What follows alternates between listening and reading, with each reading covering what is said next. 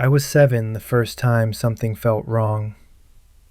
It happened on a cold evening in November, the kind where you can see your breath fogging up the window as you watch rain glide down the glass. My parents were leaving for an out-of-state tech conference. They hugged us quickly, my mom's perfume lingering longer than her presence, and hurried out the door. My dad shouted something like, "Be good, boys. Listen to Laura." Then the door closed, and the silence settled. Laura stood behind us, watching the door. Her smile faded the moment the engine of their car disappeared down the road. She turned to me. Her eyes were colder than the weather outside. By the time I turned 8, the fear inside me lived like a second heartbeat, always thumping, always present, always reminding me I was a child trapped with someone who controlled every breath I took. But even in fear, children still believe in their parents' ability to fix things. I tried. God knows I tried. The first time I spoke up, it was a Saturday morning. My mom was sitting at the dining table, laptop open, coffee steaming beside her. She was in her half-working, half-listening mode, the closest thing she had to free time. I tugged gently on her sleeve. "Mom, I don't like Laura." She didn't look up. She typed another line, then said, "Nathan, she's doing her best. Don't be difficult." Simple words, but they silenced me. I tried again a few weeks later. This time my dad had returned from a business trip. He was tired. He always was.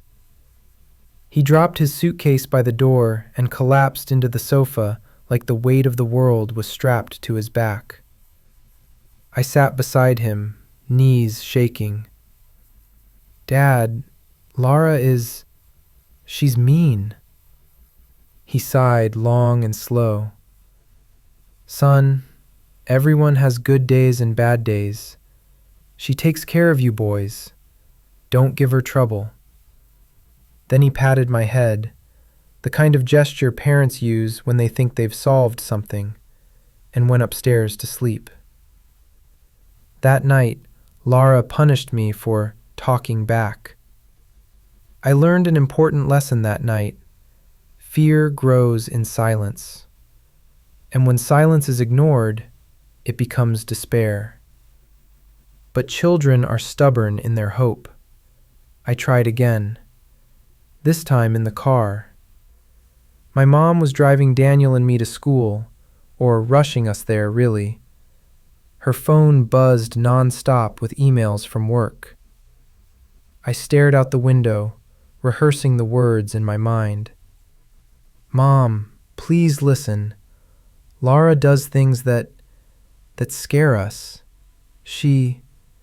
Nathan, please," she snapped, cutting me off. "I can't handle drama this morning." Drama. She called my pain drama. I didn't speak up again for a long time, because every ignored plea felt like a door closing. The house was full of adults, full of noise, full of success, but it had no space for the truth. I started wondering, what if this is normal? What if I'm the problem? What if this is what childhood is supposed to feel like? When a child starts asking those questions, you can almost see their innocence evaporating. And Laura knew it. She fed off it. She had successfully turned our silence into her power.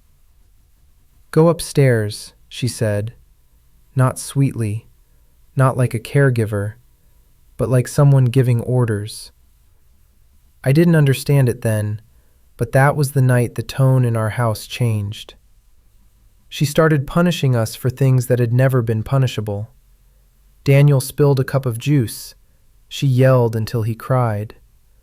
I forgot to bring my backpack from the car. She made me kneel in the hallway. She forced meals we didn't like. She forced naps even when we weren't tired. She forced silence whenever she wanted quiet.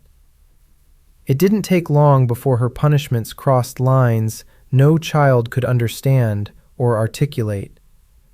She used fear like a leash, isolation like a cage, manipulation like a weapon. She always ensured the bruises, physical or emotional, were invisible. And at 7 years old, I didn't have the language to explain what was happening. I only knew one thing. Something was deeply, terribly wrong.